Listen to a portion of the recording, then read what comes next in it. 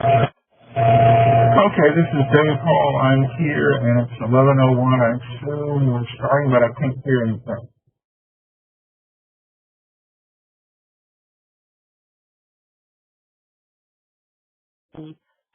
During in the online tool. Today we're going to review the mapping and the entering of the process online just to start, and then we're going to move into the final pieces of the mapping process online in the entering of the data. So I am Portia Pusey, and I am the Director of Instructional Media at the National Cyber Arts Center, and I organize these presentations for the National Cyber Arts Center. I just wanted to let you know that our next webinar, and I just realized when I'm looking at the screen, we had a CCDC debrief, a wrap-up of the CCDC season, but it turns out that the National CCDC happens to be on the date of our next webinar. So I will stay tuned, and I will let you know what our next webinar is going to be about.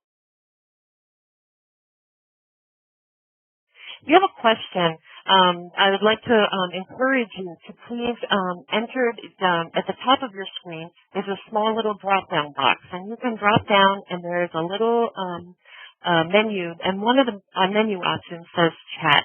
And if you have a question, click on that chat button and slap it into chat, and I'm going to interrupt Fred and ask those questions as we go along. So please feel free.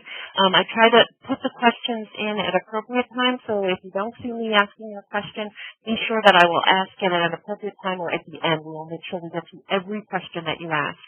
We also are recording this session so that if you would like to share it with a colleague or reference it in the future, it will be up there. And then also in a post-webinar email, we'll send you a nice thank you note with the presentation attached and the link to the recording so that you have access to everything that you've heard and seen today.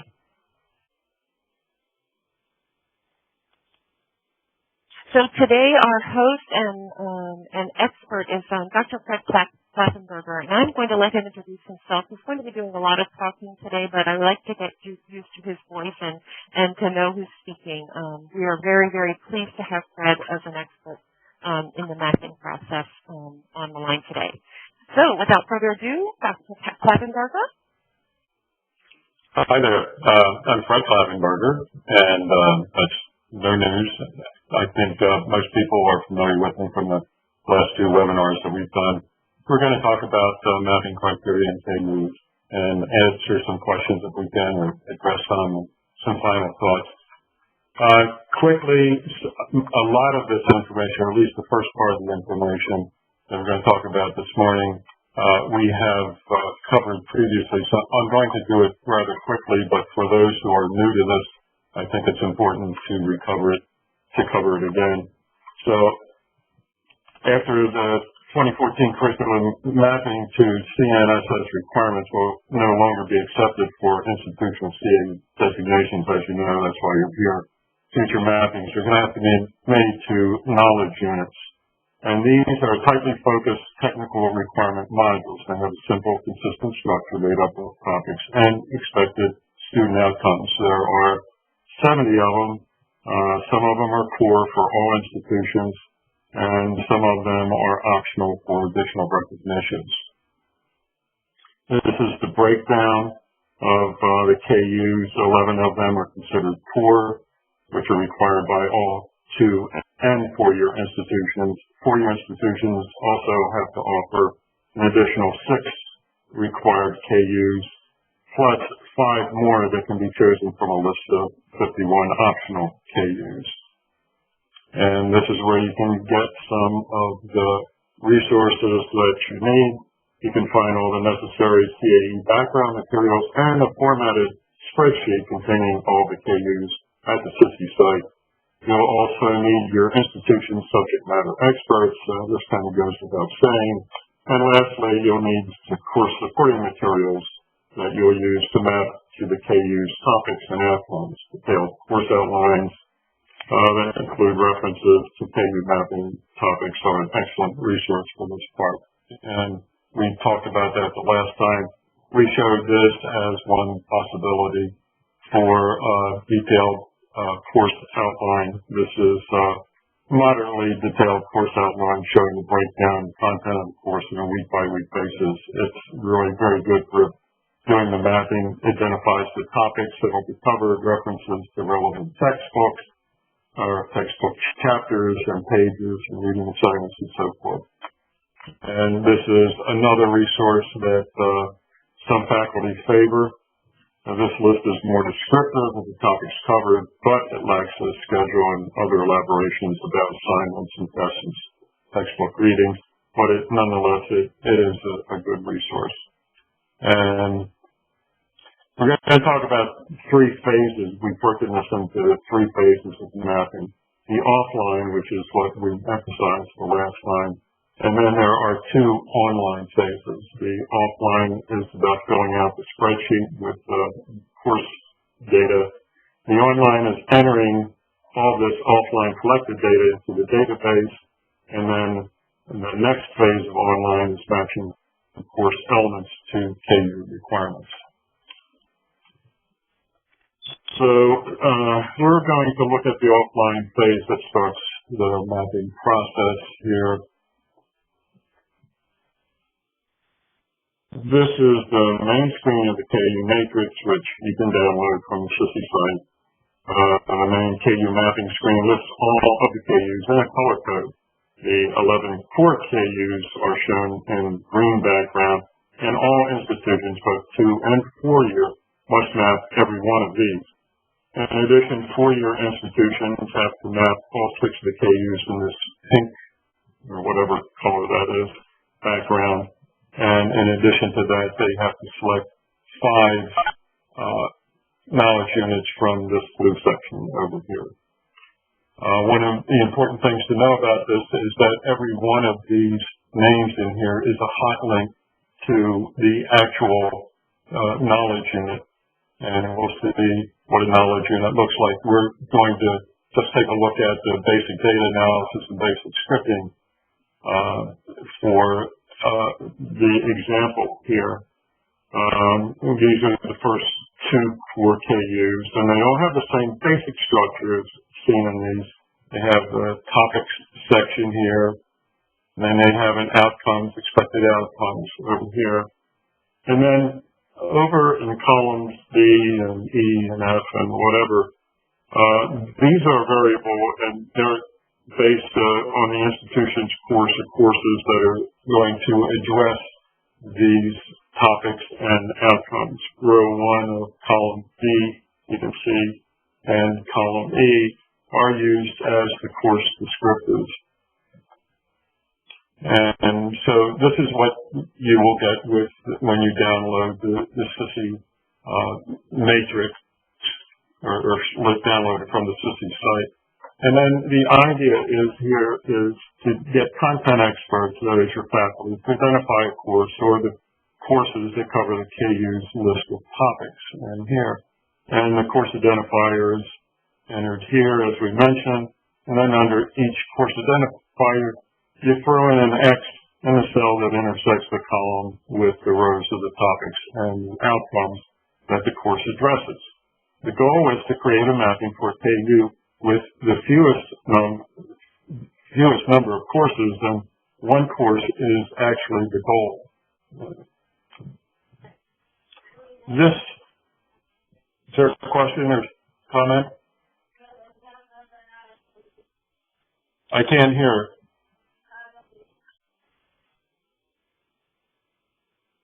Hello? Can you type it in chat, and maybe I can refer the question on? The question is whether I should move on or not.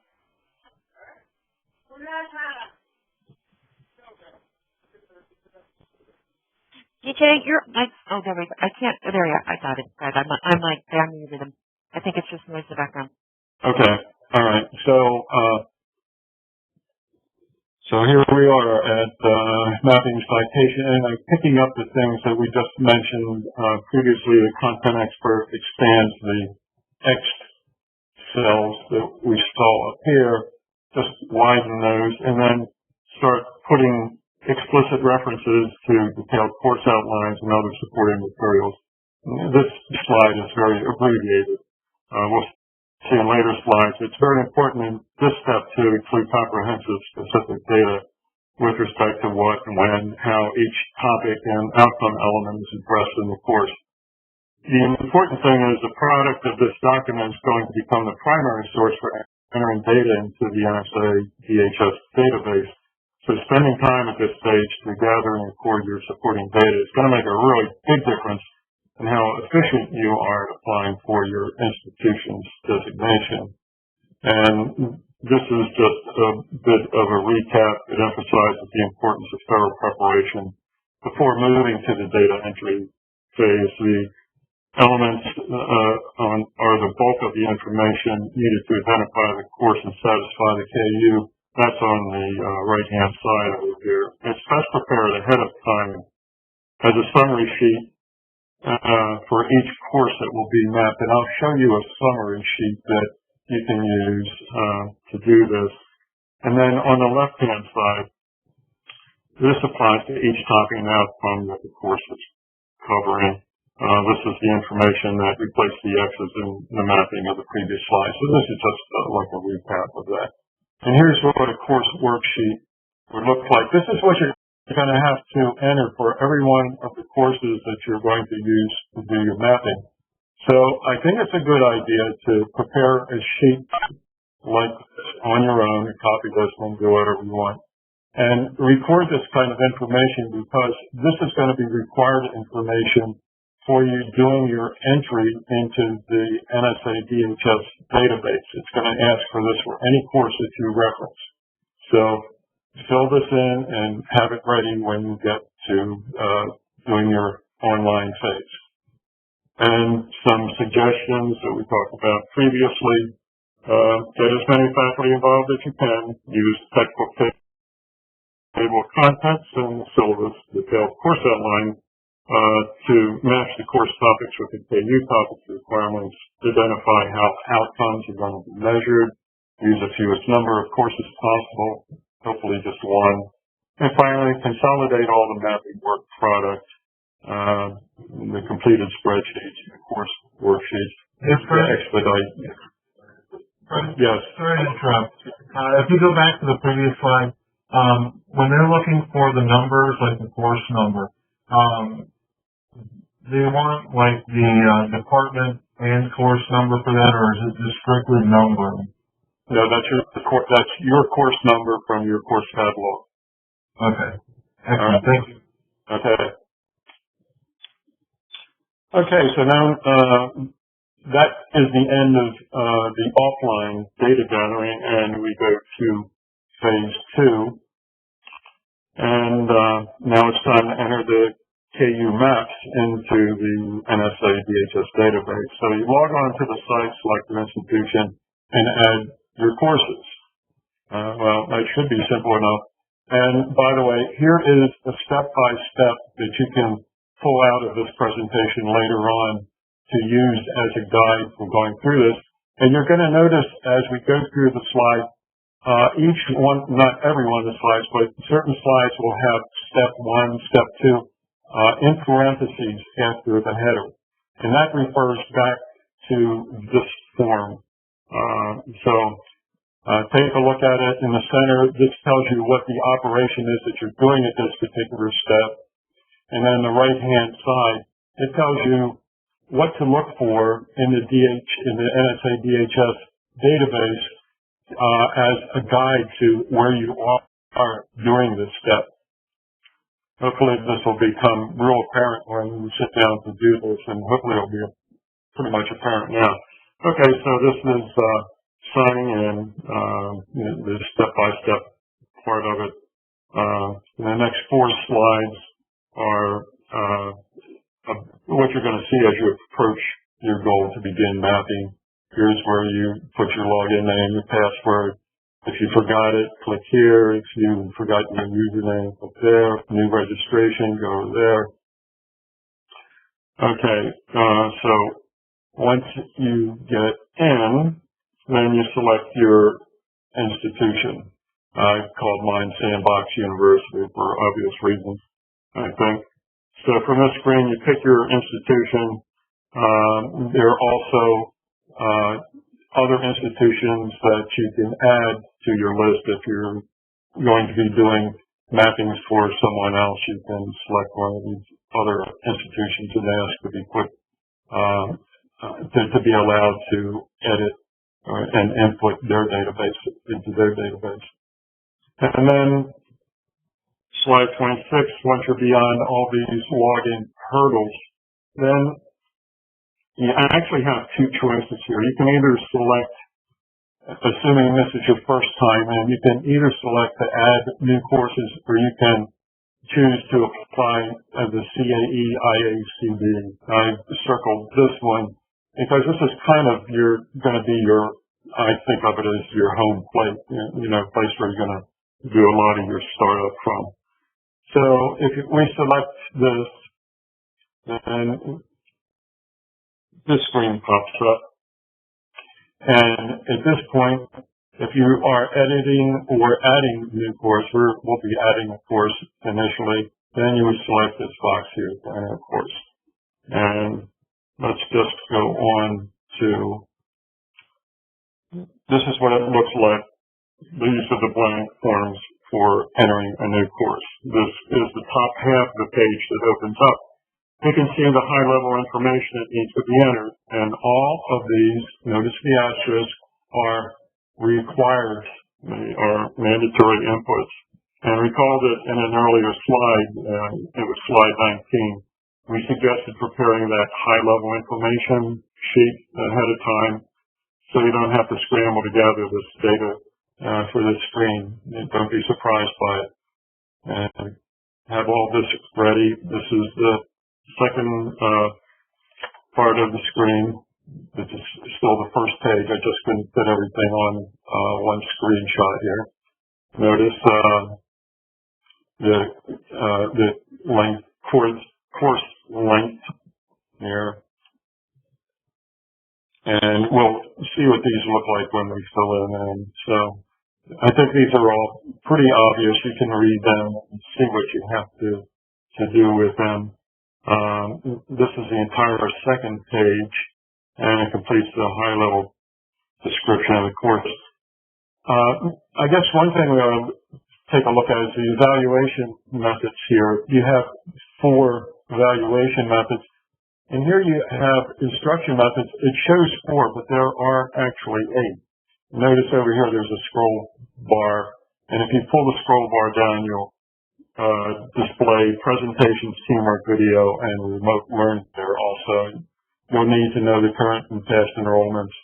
And here's where you upload your course syllabi. If your syllabi has a nice detailed course outline in it, then it's sufficient to just upload your course syllabi.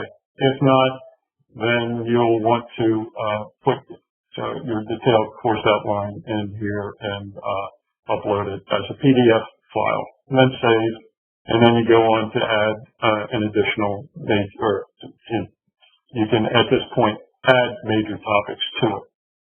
Okay, so let's just back up a little bit here, and this is what it would look like if you filled out the form above. This is shrunken down a little bit, but it's the same form.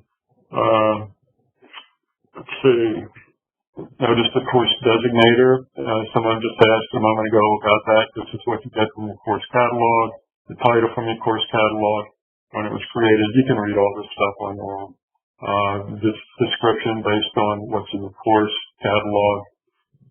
The course length. Someone had a question last time. What if this is an online course? If it's an online course, put down what it would be if it were a face-to-face course. In other words, if it's like a 1 credit is typically 15 contact hours.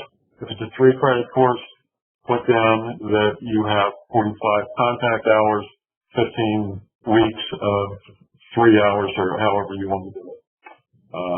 I checked with NSA, and they said that that's exactly what they want to do. And here's the way you can... Can I just jump in real quick? Also the enrollments. There was a question, what enrollment are they looking for? Are they looking for information for the annual, currently, semester-wise? What are they looking for? Perhaps Susan can address this, but I think it's based on semester. Susan? I've unmuted you, Susan. Oh, okay. I'm sorry, what was that again? So that enrollment number, is that for the semester, the current semester that they're applying in, and then a total overall enrollment, or how does that work? Annually? It's annual. Annual. That makes sense. Okay. If you don't have a course yet, but you're going to be teaching it within the next year, that is also allowable. And I don't know if either of you know this answer. Is the procedure equivalent if you were doing a CAE CO? I don't know.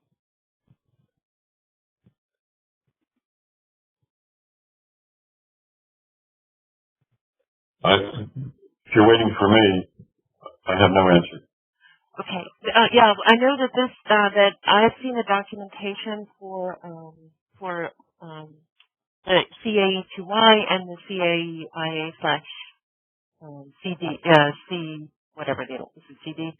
And this process is similar, and we'll have to get you an answer on the CO. Yeah. Okay. All right. And if it's back to the enrollment question, if it's, Just sorry about annual. this, if there, and then also, is it total for all the sections of that course, right? Yes. Yes, every place. And all satellite locations also. Okay. Thank Okay. you. All right. And then you can upload your PDF files here if you have them. Okay, I think that's enough about that. And then at this point, you can save and add your major topics for this course, and you can identify your topic by number or chapter or week or whatever. Indicate what it is. This is kind of scrolled over so you can't see it. And with the description of it, you can follow this. This is pretty straightforward, I think. Just read it and do it.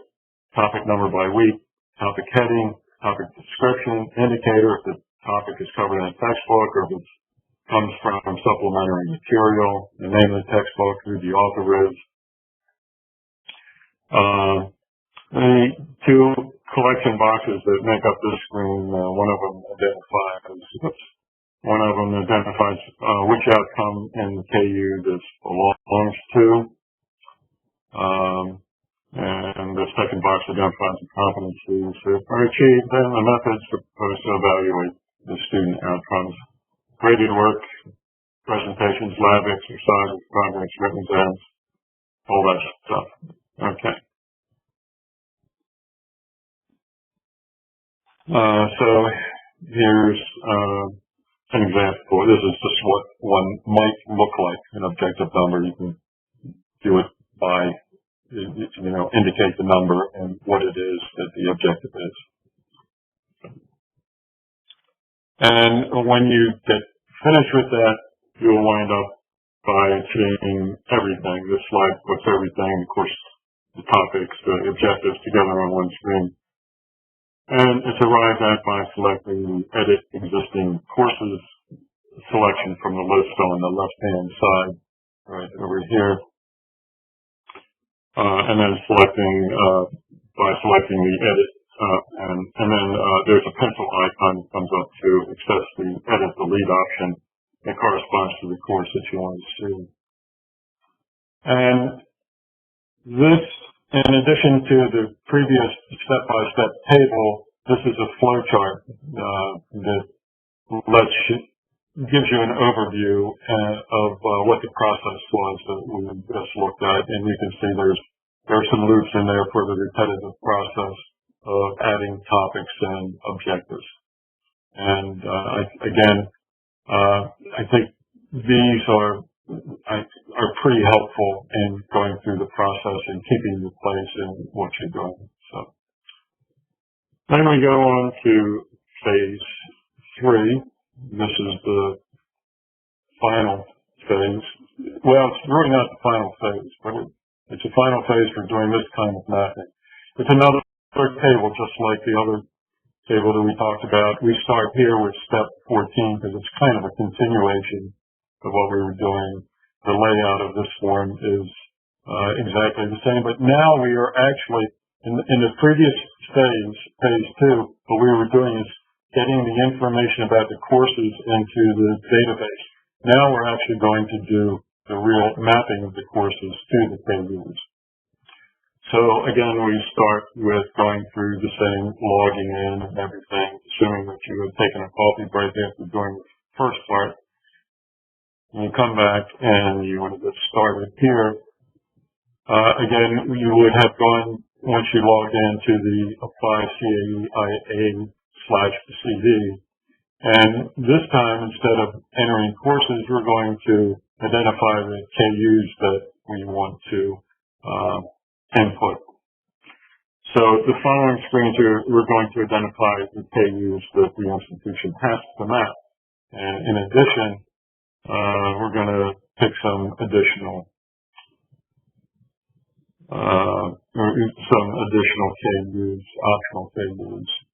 So here's what happens. When you select up here to identify the KUs, depending on your institution, if you're a community college, you'll see one thing. If you're a four-year institution, you'll see something a little bit different.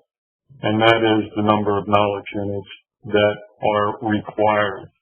And notice these are put in here. You don't have any choice about selecting these. These are selected for you.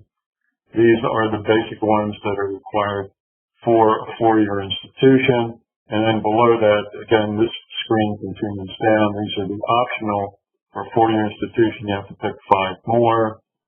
That shows the 4 of them selected. This just shows another one arbitrarily selected down here. At this point, you say, this is what I intend, when you select this box, this is what I intend to do the mapping to. So now the database, in a sense, knows what to expect from the mapping that you plan to do. And then this identifies the knowledge units that you have selected. And over here, you can see this is the start button for doing it. So you pick a KU to be mapped by selecting the start button.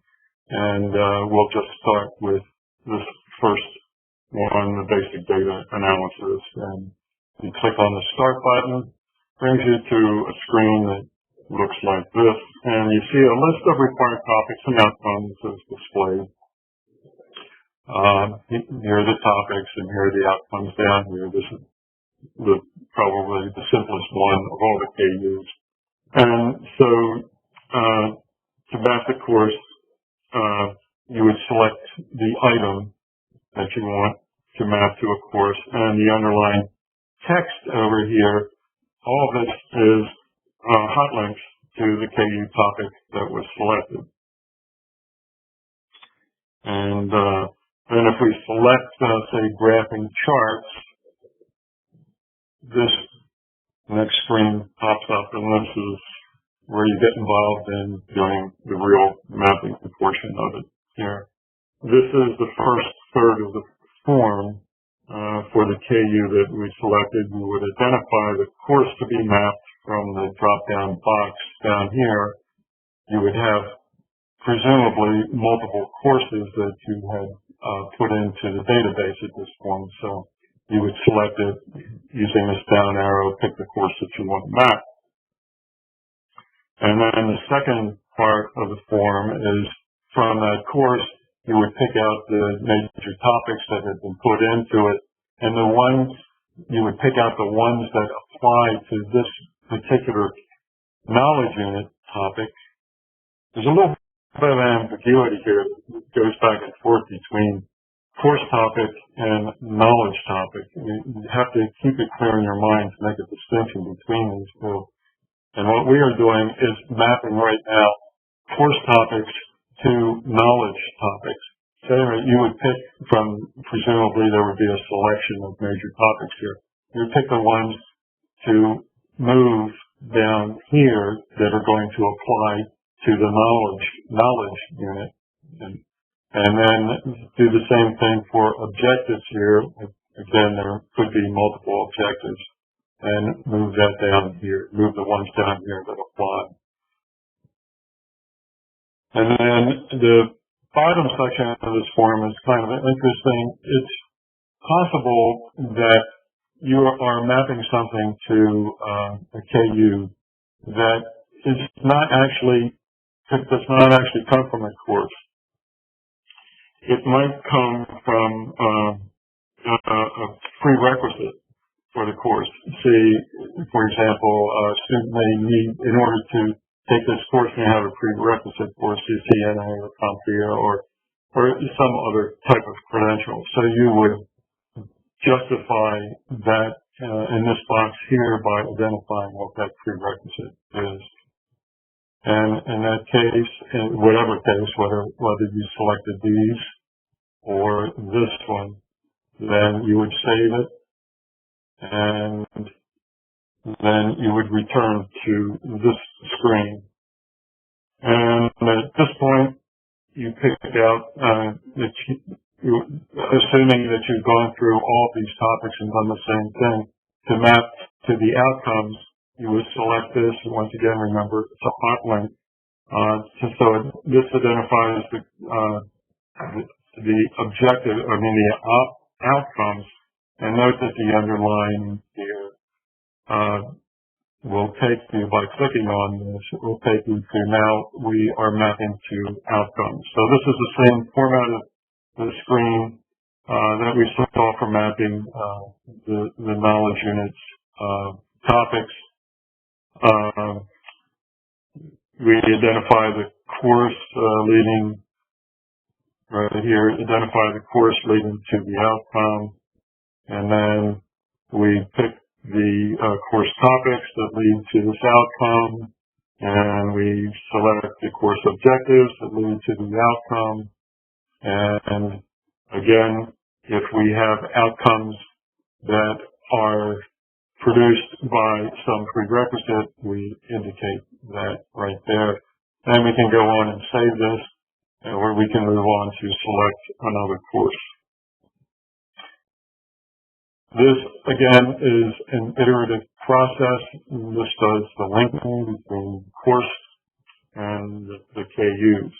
So we repeat this process, adding and mapping courses to KU topics and outcomes until the mapping is complete. And again, this goes hand in hand with the step-by-step table that we saw previously. Now, one of the things that we didn't address at all, a couple of things we didn't address at all, but one of those that you will be interested in is entering criteria.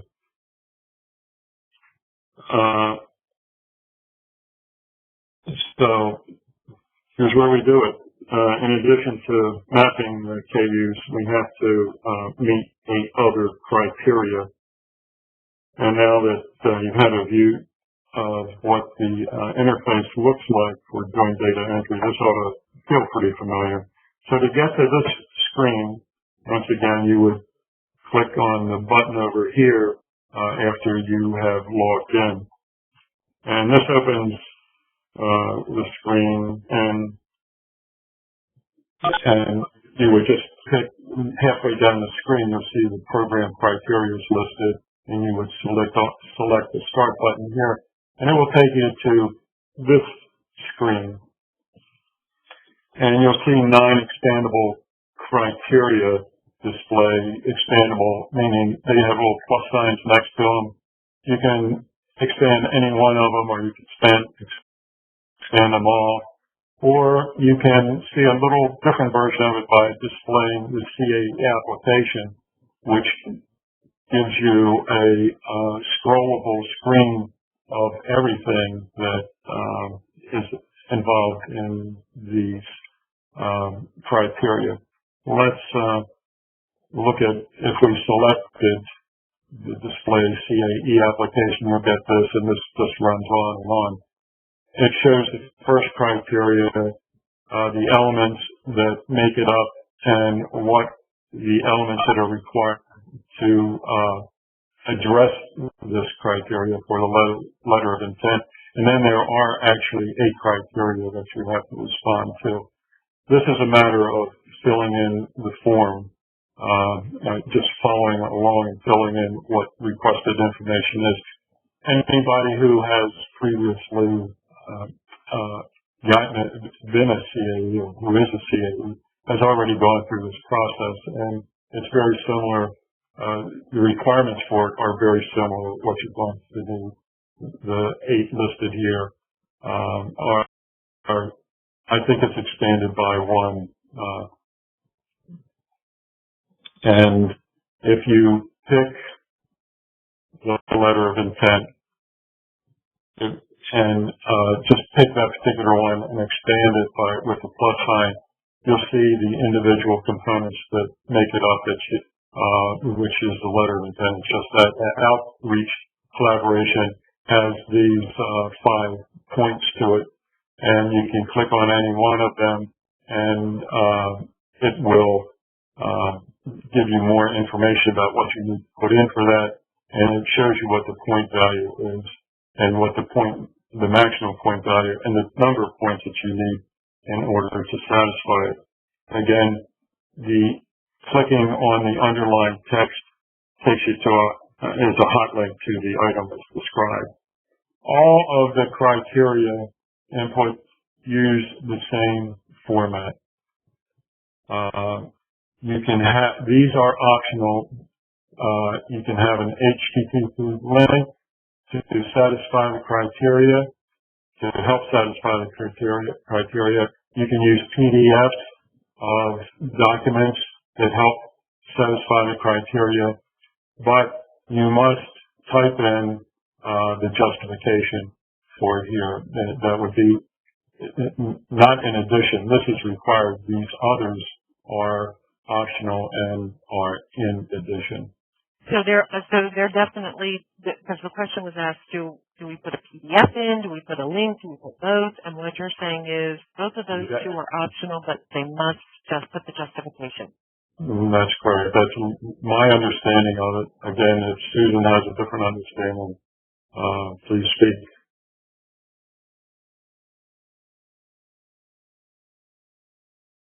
Okay, hearing none. So where are we? 61. The idea of this screen is just to show that once you have completed a particular item in here, or the database thinks you've completed it, it puts a check mark next to it to say that you've responded to it. And Brad, I missed a question that would be helpful. Can you give an example of a justification? Excuse me, I'm drinking. Can I give an example of a justification? That's correct. Is that question? Yes. No. I didn't create one. Well, the justification would be for the number of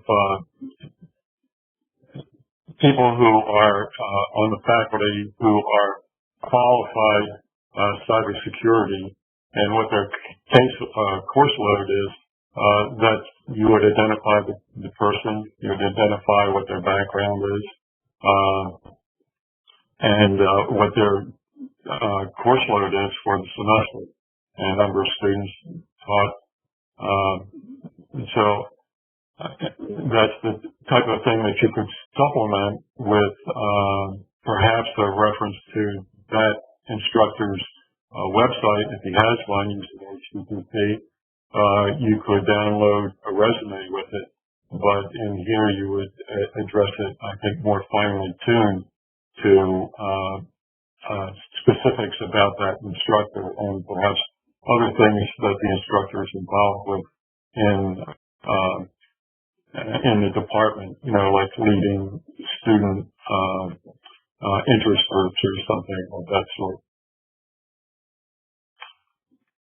And okay, we did that. Entering criteria, there's the flow chart for doing that, and hopefully that will hand.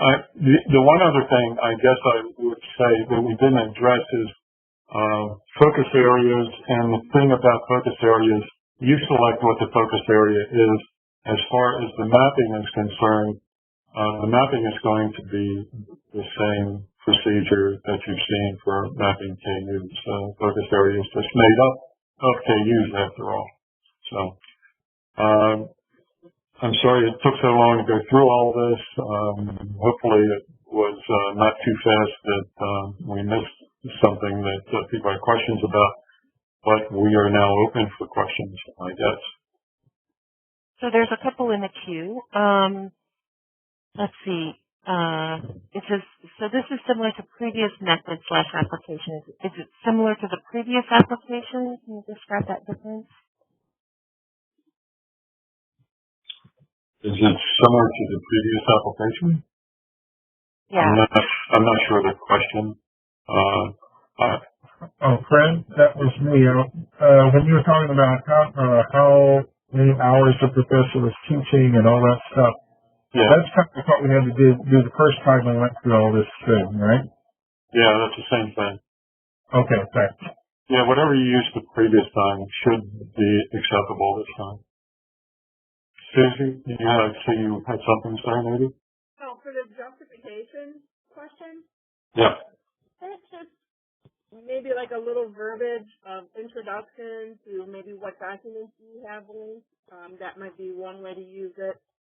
And then, of course, if you're not linking any documents or URLs, it would just be a complete justification. But Okay. Thank you. Susan, I can hardly hear you. I don't know about anyone else, but if you address us again, maybe you could adjust your microphone. I could try. I'm out of town on a laptop, so. Okay. So let me move back to a question that probably is going to need some clarification. It says, can you go over the timeline for the new application? I see the system is currently closed. When must you apply, and when must mapping be complete for a given rotation of approval? As far as I know, the system is open. It's been open for a couple of weeks. If it's closed, I don't have any information about that. Again, Susan? It's open. If you're having a problem getting in, you should contact someone at NSA and ask them to open it up, or what the problem is for you, or maybe your login information needs to be updated. And Linda says she's in it. And then just to follow up with in terms of a schedule for new applicants, the new applicants, from what I read on the NSA documentation, they can apply at any time, but they will fall in the queue in terms of a review in between the reviews of the existing CAE, the redesignation of the existing ones. So it could take up to 6 years within that process. That's what I read on their documentation. For the website to be able to open up, the POC has to verify the institution information and go ahead and click that. It has indeed been updated for the new website to open up all the features. And Stephen Miller brings up that the website's only showing 0 to 6 criteria for CAE IACDs. Fred, can you go back to your criteria screen and let's see what we saw. Which, I'm not sure which, this screen? Is that the criteria? Yeah. Yeah. So the CAE, the 4-year institutions, they have theirs is a little bit different from what I've been working on a guide document, and the difference between the 2 and the 4 is one in how you document the expertise of your faculty and what your faculty is doing, and the engagement of your students. I think those are the basic. There's a difference between 7 and 8. I'm not sure how. If this is for a university, right, Fred? So this is a 4-year. Yeah, this is 4-year. And we show 8. So yeah. And for 2 years it could be 6 because there is a difference in how they. It's still, we'll have to put the same information in. They just categorize it differently. Mm-hmm.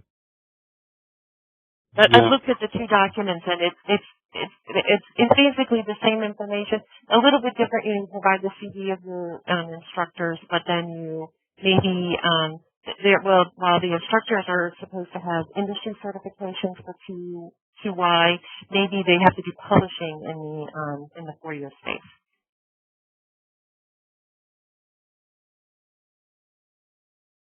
And in terms of late 3-year reapplication, I think you have to talk to the NSF and the NSA about that. Talk to the program office. That was a question that came up. What happens if they're late? You can ask for an extension, but you have to formally request an extension from what I understand.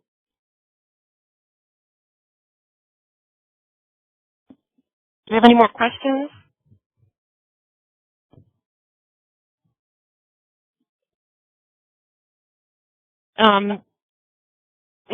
Stephen asks, is there a deadline schedule for submissions? There's a schedule. But that's for the redesignations, right? Not for the new applicants. Right. New applicants, as you said previously, will be put into the queue and will be fitted in as redesignations are handled.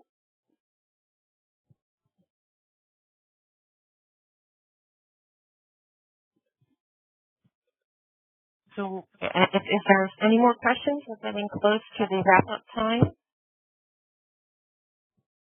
I have one question, Steve Miller again. If we're new on the CAE, and so we're not on that schedule, but that we have to have that in, I guess, by a certain. I guess my question is, does it have to be in by the end of the year, or by the middle of the year, or what? If we're new, or are they going to cut the access to submitting the data off at some period this year? I really haven't seen anything like that. So I would say that just go ahead and start working toward it and submit it and let it queue up for the reviewers to take a look at. I'm not sure either, although I did hear at one point that this might slip until the middle of 2015, but I wouldn't bank on that. I would try to put them together as quickly as I could. I just wanted to wait and kind of review some things at the colloquium before I actually submitted anything, so that's why I was wondering. We're actively putting this together, but I thought that maybe if I went to the colloquium with what we have and talked to some other people before we make a final submission. I think that's a good idea. Yeah, that would be fine, because they have a whole schedule for the existing CAEs to redesignate this year, so I don't think that it would do any harm to wait until June. Great, thank you.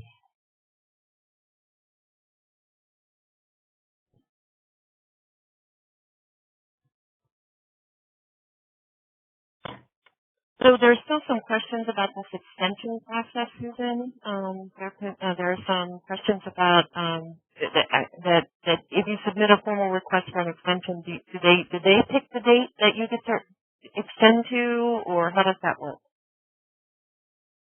I think I want to say it was another 60 days, but that's what comes to mind. But I'm not 100% sure of the time frame. I do know, though, that because of the issues with the web growing out and everything being a little newer, you can request a formal extension, but you do have to contact the email address to request that extension. I think we should ask NSA submit a list of questions to NSA about some of these items that we can't respond to because they are the decision makers on it, and get it back to the people who asked the question, and get back to the community, period, about it. And there's just another question, though, about once you start inputting, is there a deadline for new applicants? Once you start what? Inputting? So, like, once you start the application process online, are they going to say after 3 months tell you, well, you know, you've reached your maximum time on that system? Not that I'm aware of. Me neither. They used to, you know, officially close the whole system down in January, but I have not seen any indication of that happening again. I'm just not sure, though. I would say those who are thinking about starting the process can go in and start the process right now, and they can always go back and edit anything that they need to change or add new material to it. I would encourage you to get started with it, just to become familiar with the site. That's true. And I know that it's open through the end of the year, so.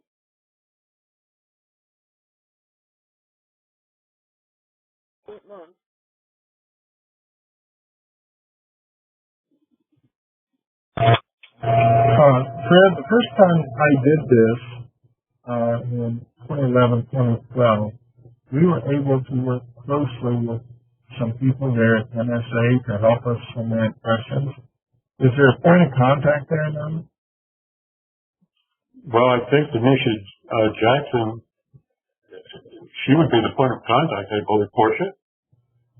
Yeah, I think what they recommend that we do is just submit to the Ask CAE website, email address, and then they address the questions. Do you have that address available? Is it at the end of the presentation, Fred? I think, let me scroll down, I think it is. It was the previous one. Here it is. Ask CAE. Right here. IAE at nsa.gov.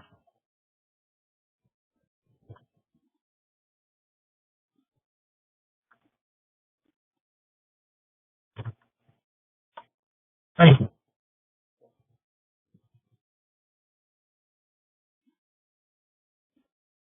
So do we have any more questions for Susan and Fred?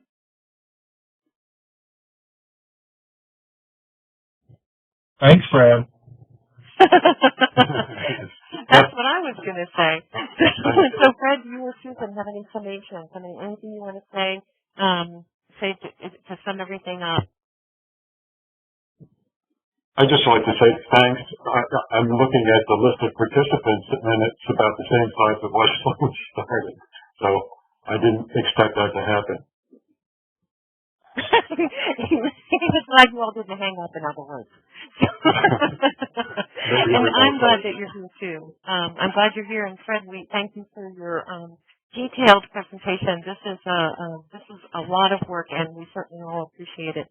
Susan, thanks for being in on every one of these webinars and for lending your expertise.